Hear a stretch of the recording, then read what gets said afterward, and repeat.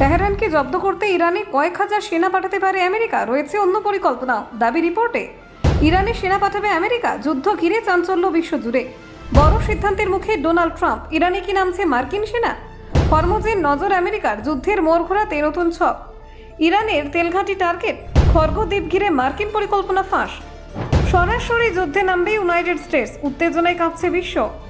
ইরানকে চাপে ফেলতে মাস্টার প্ল্যান, সেনা মোতায়েনের সম্ভাবনা। মধ্যপ্রাচ্যে যুদ্ধ আরও ভয়ঙ্কর হতে চলেছে, নতুন পদক্ষেপের ইঙ্গিত। ইউরেনিয়াম দখলের ছক, ঝুঁকির মুখে মার্কিন সেনা। হরমুজ প্রণালী ঘিরে টানটান উত্তেজনা, আমেরিকার নজরদারি বাড়ছে।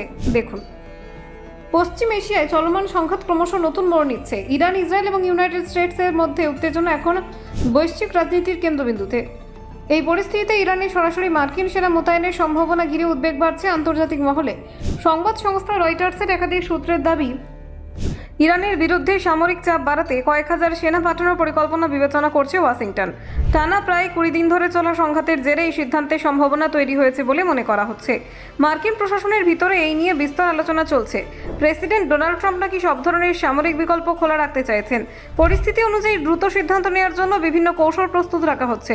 এই পরিকল্পনার অন্যতম গুরুত্বপূর্ণ দিক হল হরমুজ প্রণালী নিয়ন্ত্রণ। আন্তর্জাতিক বাণিজ্যের জন্য অত্যন্ত গুরুত্বপূর্ণ এই জলপথে সাম্প্রতিক উত্তেজনার কারণে জাহাজ চলাচল ব্যাহত হয়েছে, ফলে বিশ্বজুড়ে তেল সরবরাহে প্রভাব পড়ার আশঙ্কা তৈরি হয়েছে। মার্কিন যুক্তরাষ্ট্রের একটি লক্ষ্য হতে পারে এই প্রণালীকে অবরোধমুক্ত করা, কারণ এই পথ দিয়ে বিশ্বের একটি বড় অংশের অপরিশোধিত তেল পরিবহন করা হয়। ফলে এর উপর নিয়ন্ত্রণ প্রতিষ্ঠা কৌশলগত দিক থেকে খুবই গুরুত্বপূর্ণ।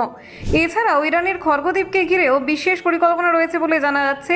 এই দ্বীপটি ইরানের তেল রফতানির অন্যতম প্রধান কেন্দ্র, যেখান থেকে প্রায় 90% তেল বিদেশে পাঠানো হয়।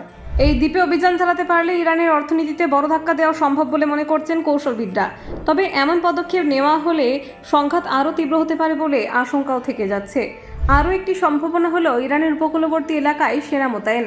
এর মাধ্যমে সরাসরি সামরিক চাপ তৈরি করা এবং কৌশলগত অবস্থান শক্তিশালী করার চেষ্টা হতে পারে।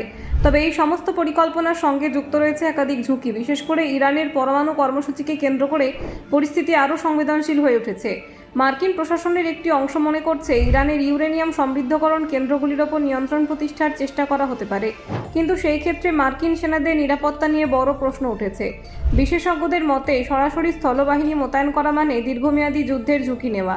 অতীতে মধ্যপ্রাচ্যে মার্কিন সামরিক হস্তক্ষেপের অভিজ্ঞতা খুব সুখকর ছিল না, তাই এই সিদ্ধান্ত অত্যন্ত সতর্কতার সঙ্গে নেওয়া হবে।